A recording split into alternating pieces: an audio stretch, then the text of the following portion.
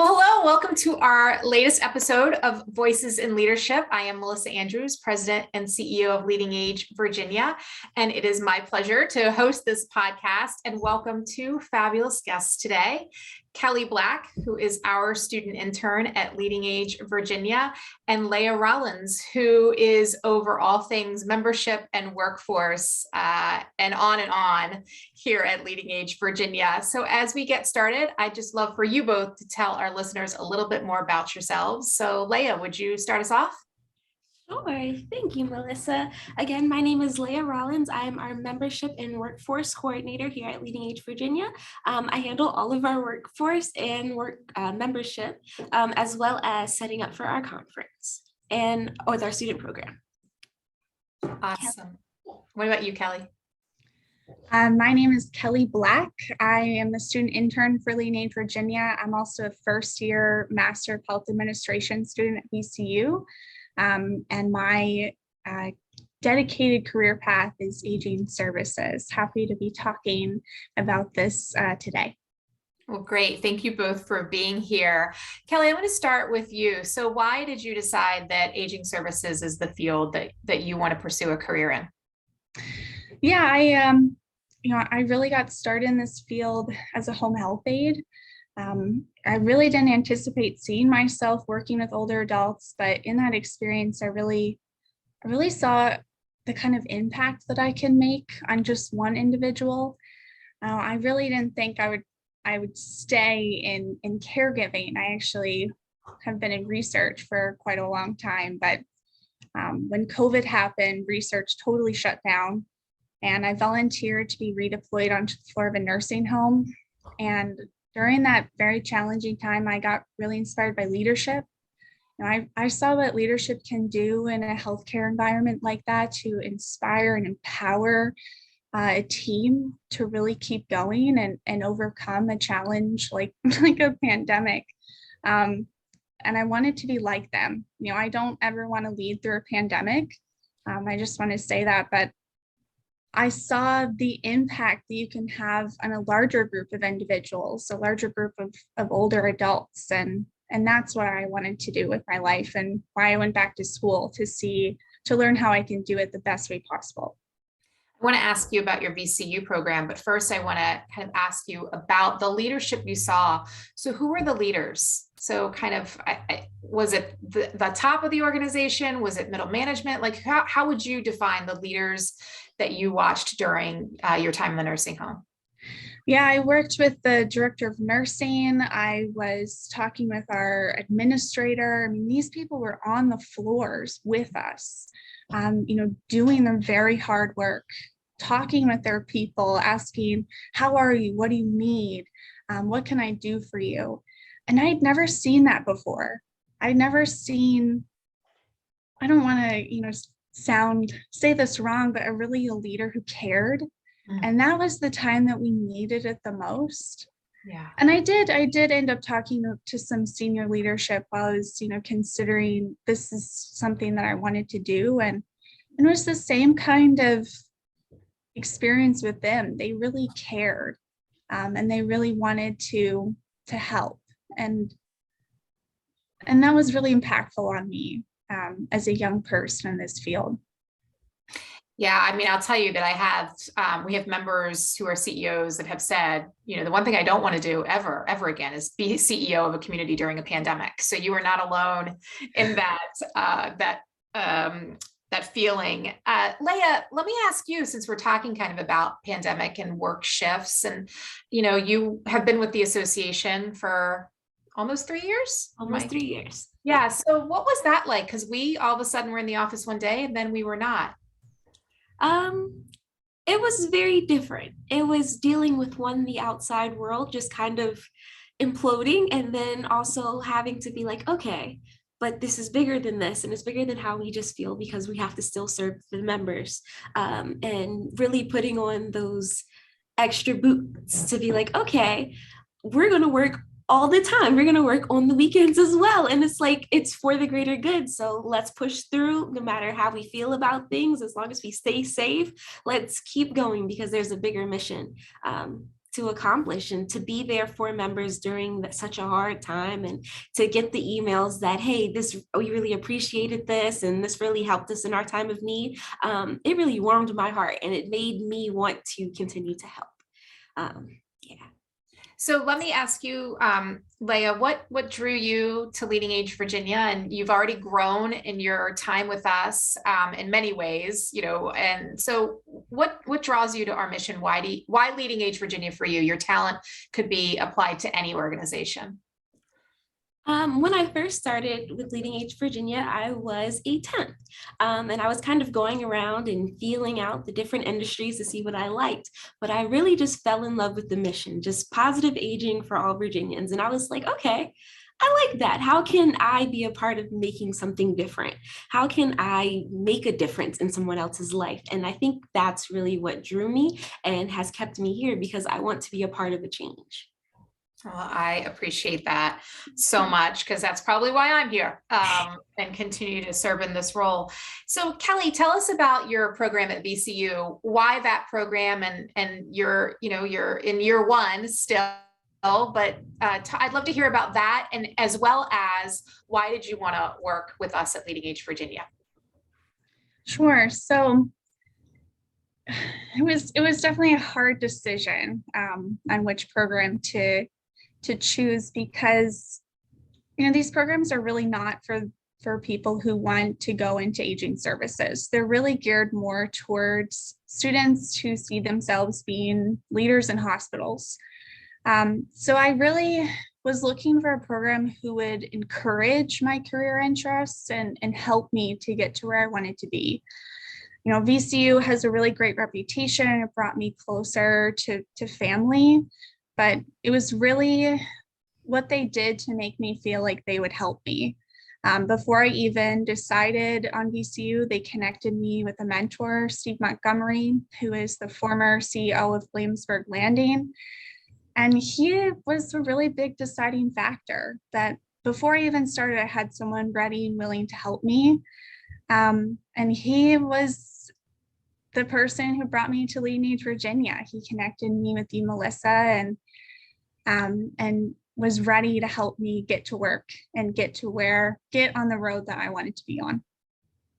So thank you. And I'm so glad that Steve did that for us. So, how does it feel to be really like a lone voice in your program around, pursuing a career in aging services? And what do you think we can do as a field to help get the attention of these students who come into the program so focused on hospitals? Yeah, I think about that all the time. I did hear there's a student coming in next year with interest in this field, which I'm very excited about. I hope that means that the pipeline is opening. I really think for my peers, but also everyone, it's exposure. We don't just need a bunch of administrators. We need direct care workers. We need IT. We need electricians and plumbers. We need architects, interior designers. This field is not just healthcare. It's not just administration. And I think what's holding a lot of people back is just not knowing what it is, knowing how great it is, the impact that you can have, the connections you can make. And that's what I'm trying to work on with my peers, is getting them out into these communities and seeing really just how great they are. Hopefully I'll be able to do that.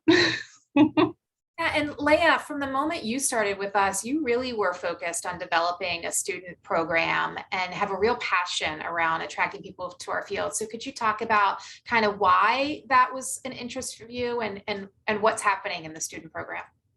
I would definitely go off of what Kelly said. Before I started with Leading Age Virginia, I didn't know much about the aging services field. When I think about it, before it was like, okay, I think of nurses, I think of CNA, I think of everybody directly within the community. And then that was kind of it.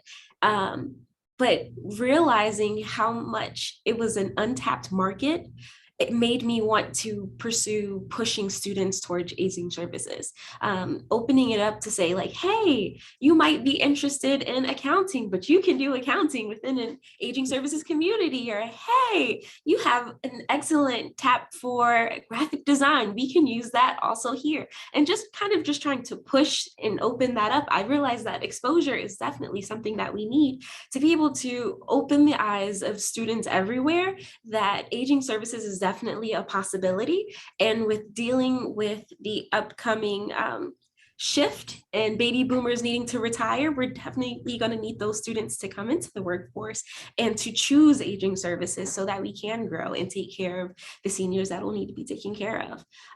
Our student program is along with national, so it's a dual membership, and really its purpose is to recruit and to support students within aging services. So by giving resources and by having different educational events to kind of just hone an interest, and then with that interest to push them off and just be there whenever they need any type of support.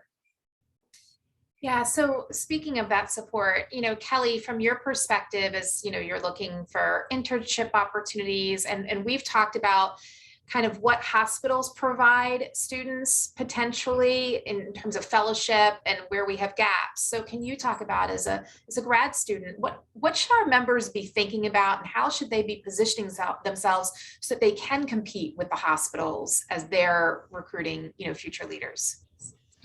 Yeah, making opportunities available.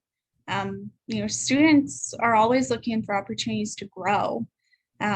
Whether they really see themselves in aging services or not, if they can see it as an opportunity to learn skills that will help them in their anticipated career path, they'll give it a try. And then I think as soon as they're in the door, they'll stay. There's the summer enrichment program through Leading Age Virginia, which I think is a great opportunity for students to gain that kind of experience, but really pushing those opportunities out into universities and making sure they're aware, because I didn't see that advertised at VCU, and it really should have been. So I think that's just one opportunity, but even during the school year, making these kinds of opportunities and showing up to universities and giving presentations and saying, hey, we're out there and this is what we do, I think can make a difference. Yeah, and I would also add, you're a young professional who was in the workplace before you went into this program, who still needs to make a living while a student. And so one of the ways that we could become more competitive is by offering paid internship opportunities, paid AIT opportunities. Could you talk a little bit about that year 3 and what hospitals are doing for students, and kind of why that might seem a little bit jazzier than what we're not particularly doing for students? Right. So in my program at VCU, it's a 3-year program. The first 2 years you're in the classrooms learning as much as you can, because the 3rd year is a full-time paid opportunity, where students go all over the country. There are fellowships, national fellowships through some very reputable organizations that host students year after year. And really it creates a pipeline for new leaders into their organizations. There are also local and residencies that do the same kind of thing. Every year they take a new student. I think if organizations in this field did the same kind of thing, we would see more students entering, because we go through an application process and interview process where we're all required to do at least 5 interviews. Imagine if there was an aging services organization represented in those interviews. If someone had to have a conversation and learn about this organization, maybe they would consider it, because right now they're not. Yeah, I appreciate that. And I do think we have to do a lot more to become competitive. And I just know there are very few organizations, at least in our membership, that offer a paid AIT. And we see people coming from different fields, different sectors, that want to transition to us, but they're, a lot of them are already, supporting families, and they're in the workplace supporting themselves. And to suddenly say, no, you're not going to get paid, we want you to do this because it's a labor of love, is really short-sighted. And so thinking about how we can, operationalize these opportunities is important, I think, for our members. Let me ask you both as emerging leaders, what do you, and I'll start with you, Leah, what do you look for in a workplace culture? What's most important? I would say what's most important to me is a very fun environment. I would say fun, filled with trust and positive feedback. I feel like that is the perfect workforce environment for me personally. Love that. I love that. I hope we're doing that. You don't have to answer now. We'll talk offline. Kelly, how about you? Sure. What I look for in a workplace culture. I think what's most important to me is shared vision, to know we're all pulling in the same direction. It's clear in Leading Virginia, we're all pulling towards positive aging for all Virginians, and really doing the most that we can for our members, in providing the best care that they can for their residents. I think it's also important to me for some transparency and open communication as well. I think as a young person, it's so important to me to be able to ask questions, even if I feel like I should know the answer to this by now, or maybe this is a stupid question, and not feel like I'll be reprimanded for speaking up is really important to me. Yeah, I think that's a nice segue to, mentoring, a mentor-mentee relationship, to both of you. Have you had mentors in your life? What is it that would be most beneficial for you to receive from a mentor? And then I love this concept. I worked with a woman at Leading Age. She was like one of the original employees, Leslie Knight. She's an icon in the field. And I'll never forget, she called me from a conference one year, and she said, "I now know what you are to me." And I said, "What?" She goes, "You're my reverse mentor." And I said, "I don't know what that is." And she said, "It's when a young person is mentoring an older person, and that's you for me."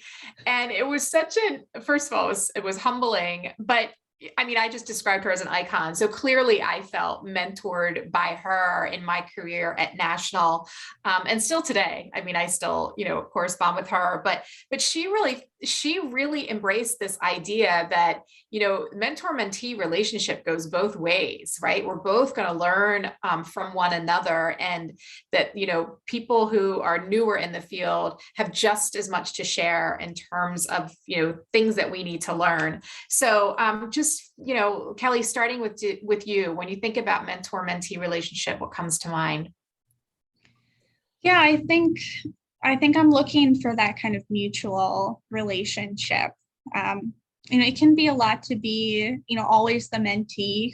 I feel like I'm always trying to ask someone for something, and it's hard to always feel like you have to ask for help.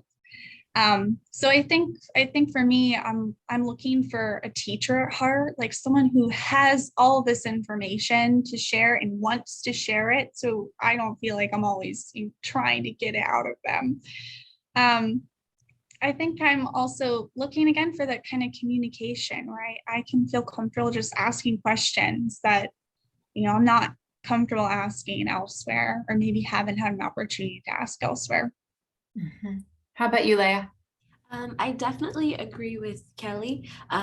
A big part of a mentor-mentee relationship for me is open transparency and being able to ask those difficult questions. Okay, well, this happened. How do I handle this? Or tell me when something like this happened in your life. How did you solve it? And being able to listen to someone with the experience that has already been through it, and to be able to take that in and be like, okay, so now I know what to do next time, or now I know what to do if this ever happens.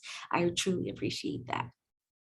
And if I can add something, I think I'm also looking for someone who will give me opportunities to try. Mm. I can't learn just reading a book. And I think that's what makes a difference working for you, Melissa, is you give me an opportunity to try. And I might not do it right every time, but it's, the times when I maybe don't do it perfect that I learn from it. And I think that there's a level of trust there. And it's hard to find someone who's willing to trust their mentee to give it the best that they can. Yeah, well, thank you for that. One of the things I wanted to touch on, Kelly, is you've been really kind of doing your own roadshow, going and meeting with various of our members around the state to learn from them. And can you talk about what that experience has been like? Sure. I counted them up the other day. I've been to 9 since I moved here in July. So I've been to quite a few now, and I really have enjoyed every single one. I try to get a full day at these communities to really get a taste of a life and what a day in the life of an administrator. Some of the best opportunities were those when I didn't just shadow the leader for the day, but I also got to interact with direct care staff and marketing and human resources and really see how the team is pulling together and the different relationships between them. I think it's just really important to get out there and see what these communities are really like, because each one is different. And there's something so interesting about that. I walking into, Brander Mill Woods and seeing how active their community center is. The residents coming and going, the staff, talking with residents and then going to, somewhere like Bridgewater, which is set up with the household model, and seeing what that really looks like and how residents are moving about within that space. Again, I can't get all of this out of a book. I don't know what that's like until I've walked into a community like that. And I think the more opportunities I can to see what all these differences are, I can take that and hopefully in the future create a community that is the best assortment of all of these things. Yeah. Yeah, you can't understand culture till you feel it, right? And exactly. I think that's part of your experience. And it's reminds me of our Leadership Academy, which, we do site visits, our Leading Age Maryland, DC, and Virginia Academy. And we try to pick different types of communities, right? So we try to make sure we visit an affordable housing or a retirement community or, a multi-level campus that's not a CCRC, so that, and then we talk, not me, I'm not invited to these things, but the fellows and the coaches and the facilitator, then they talk about kind of what are the things that you're seeing here, and what do you think the leadership theory is behind this, and what about the culture? And they learn from various people who are there in those communities who would do a panel for them. And I think that experiential learning that you're talking about is so important, and I think that can make the difference in attracting people and getting them to stay, because we just, we're a very relationally based sector, and those relationships go deep and they go long. And so I'm glad that you're doing that. And I don't think one member has said no to a visit from you. Let's just set the record straight. Like, I think we're batting 1,000 on that one. Leah, when you think about, now listen, by the way, I hate this question, right? I hate when people say to me, where do you see yourself in 5 years? I see myself with an 11-year-old. I don't, right? I see hopefully that my dogs will get along, right? It's a really hard question for me, but I'm going to ask you anyway. So when you think about long-term in your careers, let me ask it a different way. What types of things do you hope you get the opportunity to do when you think long-term about your careers? Or it could be, where do you see yourself long-term? However you want to answer. Okay. Long-term, I want to see myself in a leadership position. And within that position, I want to see myself opening doors for other minorities to grow. That's where I see myself. Yeah. Awesome. Kelly? I love that answer, Leah. Why? I hope to be able to pull up as I grow as well. I hope to create that position for Leah in the near future. Sorry, it's so selfish that I don't want anybody on my team to ever go. But I hope that the experiences, I'm sorry to interrupt you, Kelly. I hope that the experiences that you're getting with us, Leah, will help position you for that. So that is certainly something that you and I will have to circle back and make sure that as you envision that we're checking the boxes that need to be checked to get you ready, whether that's with us or someplace else. Sorry, Kelly, your turn. No, it's okay. I think that deserved more attention. In my future, I would like to be a leader of a multi-site senior living organization. I want to give a little shout out to the organization that really helped me to grow is Hebrew Senior Life up in Boston. I'm really inspired by what they do because they serve such a diverse so many different kinds of residents. They have 7 sites across the Boston area. They represent all different socioeconomic statuses, race, ethnicity, but also just the different communities have their own culture and I think meet different needs. And I'd really like to model off that organization in the future and hopefully create it elsewhere because I think we need more organizations like that. That's my dream. I get some feedback on that it won't happen. That's not possible. It's too expensive, but someone else is doing it. So why can't I?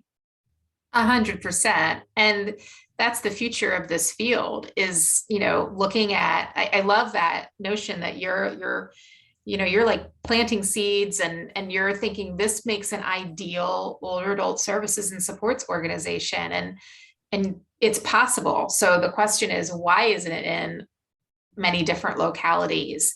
And it's going to take future leaders like you to figure out how to make that work. Leah, I just want to circle back for a minute. When you think about, what your long-term goal is and the work that we're starting as a field on diversity, equity, and inclusion, what do our members need to really think about to get a Leah Rollins to come work for them? I would say mostly it's just the opportunity. After we start and we push the exposure, especially to underserved communities, pushing that, hey, maybe you haven't thought about this because maybe you don't have anybody in your life that actually lives at one of these communities, and bringing them in, because it's like, I personally wouldn't think about a CCRC community because that was never anything that was ever shown to me growing up. Me personally, in my life, when someone got older in the family, they just moved in and they were just in the other room. So opening that door is definitely something that has to start. But then after you get in there, showing that there's a culture that we appreciate your culture and that what you bring to the table is valuable, will get someone in and then get someone to stay. Yeah. And I think that as we have begun our work with our diversity and inclusion cabinet, I think for people to understand, organizations to understand how to kind of frame safe conversations, because these are big issues and you're not going to change a culture in a day. But as you and I have talked about, establishing that trust, being willing to start the conversation, figuring out what that roadmap is, and that it has to touch the entire organization. So we can't expect to recruit minorities into positions if our leadership doesn't reflect that, and if we're not focused on inclusion. And I remember one of our members said that he talked to a resident of the retirement community who's like one of the few African Americans living in that community, and the resident's advice to the CEO was, don't assume to know how to define inclusion for me. You have to ask me what would make me feel included. And I think that translates to our residents and our staff members from all different races, ethnicities, socioeconomic status, you name it. Would you agree with that, Leah? I would definitely agree with that. A point that I would say is, if you want to make changes, especially cultural changes, you have to make sure that minorities are at the table. Yeah. that will be the only way that things will be able to change. You can't assume what someone would want. You can't assume that it's maybe the hairstylist, or we've had a conversation, you can't assume that a minority might be interested in the pool because of past cultural issues. You have to ask them exactly, hey, what is it that you want? What would make you happy? What would make you feel comfortable? And I feel like that would be the way that we open the door into a much safer space. Excellent. Excellent. I can't add anything to that, but I will ask if either of you has anything else that you want to add to our conversation today before we wrap up. I have thoroughly enjoyed this conversation, and I hope and pray that this conversation will allow other students to open their eyes into the aging services field, and that they'll grow. Yeah. And I think I just wanted to add, what aging services is, because we know what it is in this field. And I think there's a misperception that it's just a nursing home. And that's not even close to coming to what it really is. It's, it's community, it's independent living, it's assisted living, there's memory care, there's, home and community-based services, there's adult day, there's everything in this field. And when I was thinking about this on the way into work this morning, I was also thinking about all of our business partners that partner with Leading Age Virginia.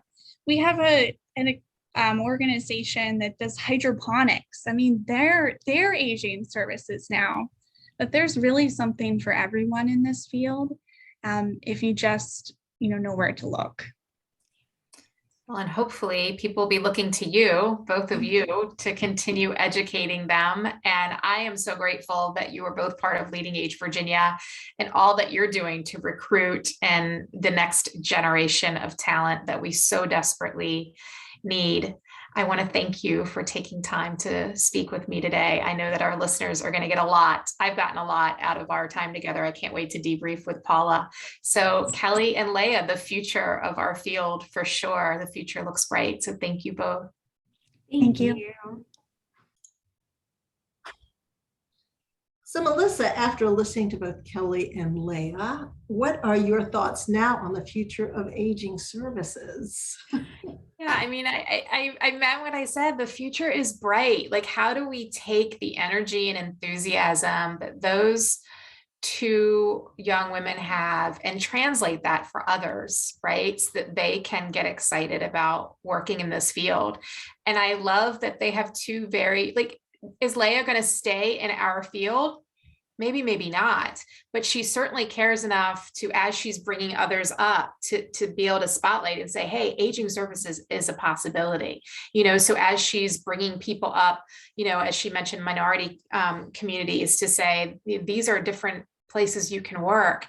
I think we've got a lifelong supporter in her, no matter where she goes. And then, Kelly, you and I, we talked about this at the end, Kelly's, question about, is it naive to dream that she can replicate Hebrew Senior Life all around the country or at other places? And I said to you, the day you give up dreaming that you can make the world a better place is the day you got to be like, we're done, right? I mean, what was your reaction to that? It's like, no, you have to, it is. I mean, you give up on yourself if you give up on that, and that's not, you always have to have dreams, whether it's for yourself or where you work or for someone else, you have to continue to do that. So yeah, I agree. Did it make you think? It made me think, like, are we doing enough?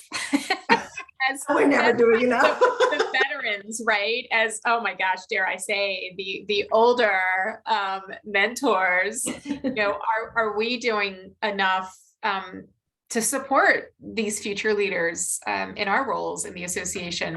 I had that thought. Did you have that thought? No, not really. I know you have tried to give them all the opportunities, anything that you can, you throw their way and say, hey, try this, do this. Leah has really come along, especially in the way of diversity and equity and inclusion with that. And I can just see Kelly just, going out like a supernova, just, sprinkling all over. But no, I think both of them are in it for the right reason. They're doing what they want to do. They know what is needed. And I was writing down some notes thinking the best person that someone is going to hear is someone their own age. So with the younger, the millennials or whomever, or the Gen Xers, or I don't know what they're called, they're the ones who can impress upon ones their own age, where they should go, how they should lead, where they, what path they should follow, and just search it out. Yeah, I also think that, asking people what they want in a culture and then being able to understand if you have that culture or not, that's something that seemed really important to both of them, is feeling confident about the culture in which you work. And so how do we as leaders assess that culture and make sure that we're building one that will attract and retain, talent like Leigh and Rachel. Right. Leigh and Rachel. She's not here, but her too. Yeah, the culture, I think, is the big thing that's going on now. I know the past 2 years, we've been talking about diversity, equity, inclusion, and it's moving into that culture change. And I know that all the communities are thinking that, whether they thought about it 10 years ago, I don't know if they really acted upon it. I know some of them did. So now I think it's really, they're having to look because of the workforce issue. They're not being the staff there. What can they do to attract those people? And I read something this morning. It said, these particular industries aren't having any problem with workforce. Well, of course, it was computers and IT, where everybody's going into that. So, I know that our young folks have that compassion within them. A lot of them have a good relationship, a wonderful relationship with their grandparents, their great-grandparents, and how can we get them to translate that into what they're doing in work, is then to, why not work in a senior living community where that person over there, is almost like your grandmother, and you could have a good relationship with them, as I know that all the staff there and all the communities do that. They just have wonderful relationships with the residents. Yeah, they do. Well, I think we got another hit here in our podcast series. So thank you all for joining us on Voices in Leadership. And Paula, I look forward to our next recording. Yes. Thank you.